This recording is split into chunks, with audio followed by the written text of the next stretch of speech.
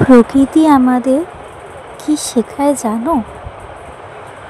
প্রকৃতি আমাদের এটাই শেখায় যে আমরা নিজেরাই কিন্তু প্রত্যেকটা সমস্যার সম্মুখীন হতে পারি।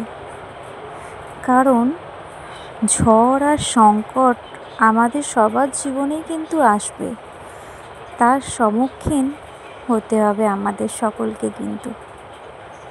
তাই তো চলো বন্ধুরা, ভিডিওটা শুরু করা যাক। তো প্রথমেই নমস্কার সকলকে। সকলে কেমন আছো বলো? সকলকে শুভ সকাল।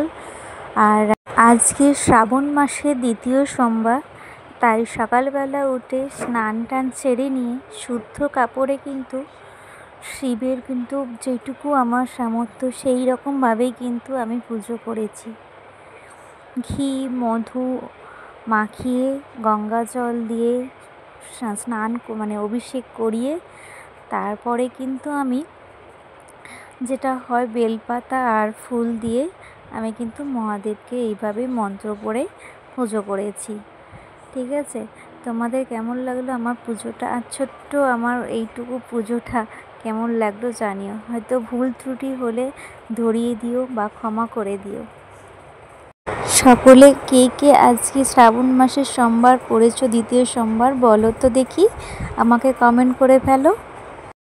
জানো আমার খুব ইচ্ছা, তোমাদের আগের ব্লগেতেও আমি বলেছি যে আমার বেশ একটা মনের মতো ঠাকুর ঘর হবে, যেখানে সুন্দর করে সব দেবতাদের আমি সাজিয়ে রাখবো, দেবদেবীদের।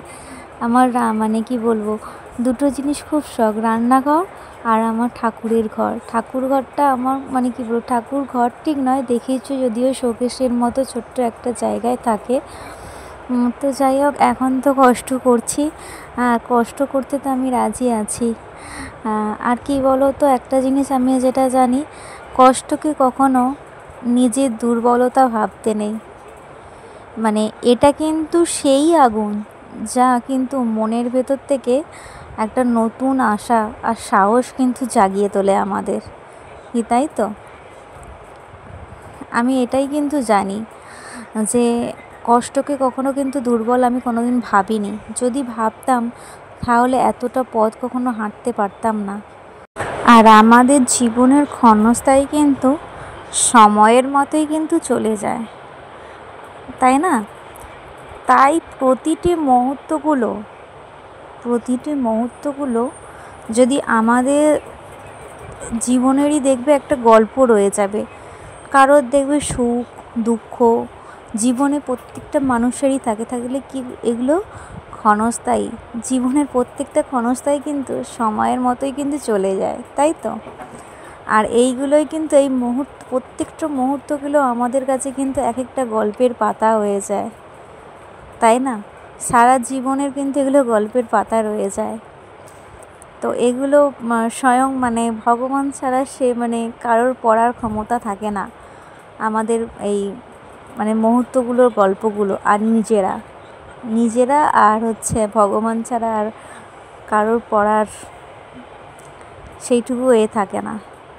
তো চলো বন্ধুরা, দেখতেই পেলে তোমাদের সাথে গল্প করতে করতে আমি পুজো করে নিলাম। আর একটুখানি সেবা দিয়েছিলাম, দিয়ে একটুখানি আরতি করে নিয়ে আজকে তো ভাত আমি খাবো না, তাই জন্য একটু ব্রেড আর একটু মিষ্টি ওটাই খেয়ে নেব।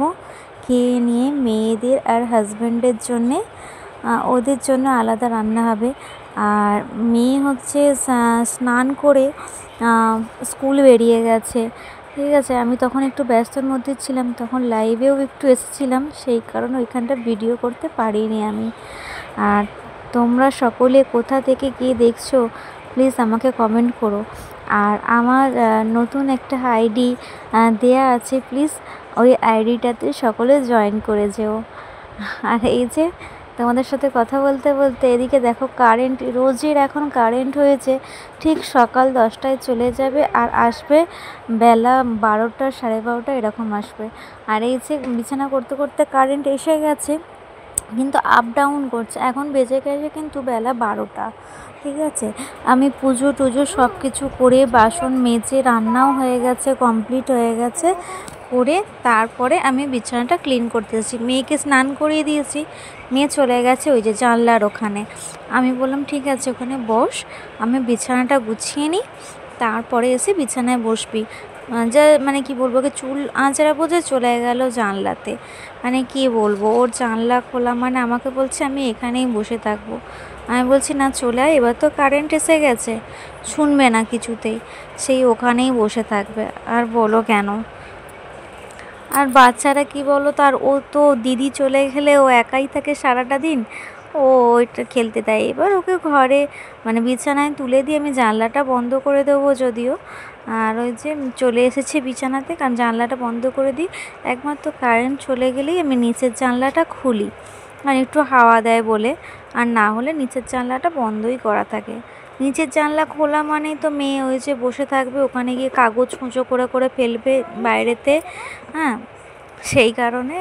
আর এই যে ওকে এবার টিভিটা চালিয়ে দেবো, অনেকক্ষণ ধরে বায়না করছে। আমি বললাম দাঁড়া, বিছানাটা ঝাড়লাম, একটু ধুলো তো পড়েছে নিচেটা, দেখবে বিছানা পরিষ্কার করলে মেঝেতে একটু ধুলো পড়ে না, ওগুলো ঝাড় দিয়ে নিলে পায়ে পায়ে আবার কী হয়, বিছানায় উঠে যায় ধুলোগুলো।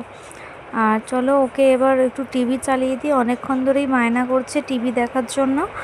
আর হচ্ছে তোমরা কি করছো এই টাইমটায় বলো। আর প্লিজ যারা যারা নতুন আমাকে বন্ধু করছো অবশ্যই কমেন্ট করবে, আমি নিশ্চয়ই তোমাদের পরিবারেতে যাব, তোমাদের পাশে থাকবো।